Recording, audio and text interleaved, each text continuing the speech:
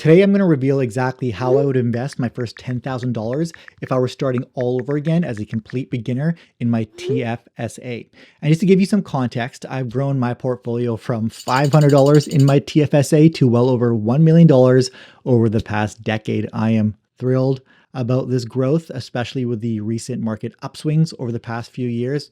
Well, maybe not so much now, but I get emailed all the time asking, Gary, if you had to start from scratch today, where would you put your money in your TFSA? So that's exactly what I'm going to do for you today. I'll be breaking that all down. I'll be sharing the specific investments I would make with my first $10,000 in my TFSA, along with exactly how much I would allocate to each one.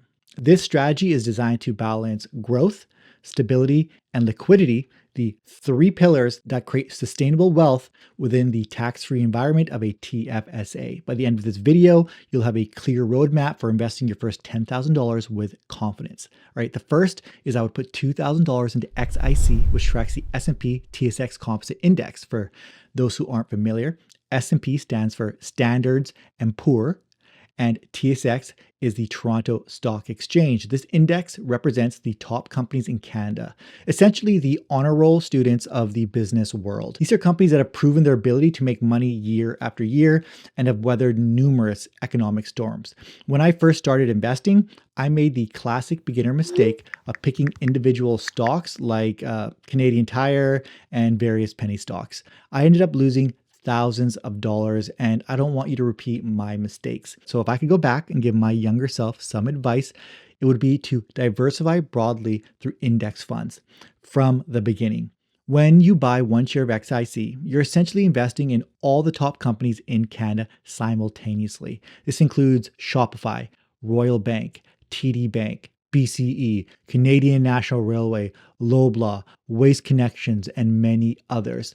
Look around your room. Most of those brands and products you see are likely part of this index. So that's why I recommend XIC, because of its lower expense ratio of just 0.06% compared to other ETFs tracking the same index. This means more of your money stays invested and compounds over time rather than going to management fees.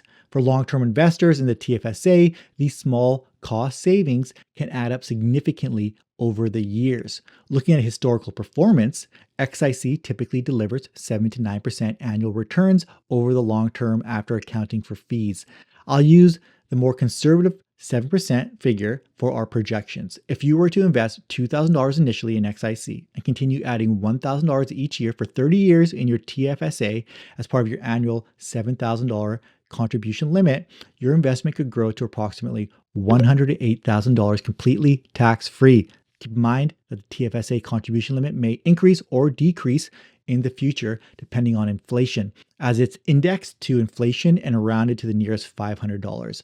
But this is a clear example of how the power of combining index investing, tax advantage of a TFSA, and you can calculate this yourself by using the free investment profit calculator in the description below or the first pinned comment. Right, the second and largest investment I would make in my TFSA is allocating $8,000 to VFV, which tracks the S&P 500 index of the largest companies in the United States.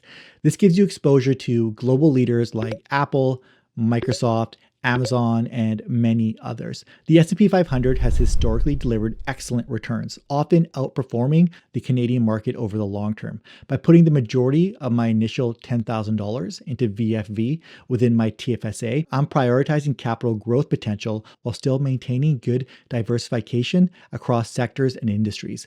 VFV comes with an expense ratio of 0.09%, and historical data shows that VFV has delivered returns in the range of 11 to 13% over the long term. Using the more conservative 11% figure, if you were to invest $8,000 initially in VFV and continue adding $6,000 annually for 30 years within your TFSA, which would use up the remaining portion of your $7,000 annual contribution limit, your investment could grow to approximately $1,352,000 completely tax-free. This is one of the biggest advantages of using your TFSA for growth-focused investments. This allocation reflects my focus on capital gains rather than dividend income. The S&P 500 includes many growth-oriented companies that reinvest profits back into their business rather than paying high dividends. So, for someone starting out who wants to build wealth through appreciation in a tax free account, this is an excellent foundation. But if I really want to include some dividend focused investments in my TFSA portfolio, I would adjust my allocation slightly. Instead of putting the full $8,000 into VFV, I would allocate $7,000 to VFV and $1,000 to a dividend ETF like ZDV from BMO with an expense ratio of 0.39% or XCI from BlackRock with an expense ratio of 0.22%. These dividend paying investments typically don't grow as quickly as the broader market ones, but they offer greater stability during market downturns and provide regular income that accumulates tax-free within your TFSA. When negative news hits the market, non-dividend paying growth stocks are usually the first to be sold off. Dividend paying companies tend to hold their value better during these periods. However, since my personal focus is on capital appreciation rather than current income, I'd stick with the higher allocation to VFV in most cases, especially in a TFSA where growth can accumulate without tax implications. And the final piece of my $10,000 TFSA investment strategy would be keeping $1,000 as cash. People often tease me about maintaining cash positions, but it helps me sleep better at night. Having cash available means I'm prepared for market pullbacks or corrections, giving me ammunition to purchase my favorite investments at discounted prices. I typically keep around 5 to 10% of my entire portfolio in cash, so that's just something to consider. So to recap, here's how I would invest my first $10,000 in my TFSA if I was starting over today. $2,000 in XIC, $8,000 in VFV, and $1,000 in cash for opportunities. If I continued this investment pattern for 30 years with the annual $7,000 TFSA contribution limit, allocating $1,000 to XIC, $6,000 to VFV each year, my TFSA portfolio would grow to approximately $1,461,000 completely tax-free. That's a total gain of $1,241,000 on contributions of $220,000. That's a 6.6 return on investment. Remember that the TFSA contribution room is adjusted annually with inflation, so this amount could potentially be even higher in the future. All right, watch these two videos for more investing tips. Bye, guys.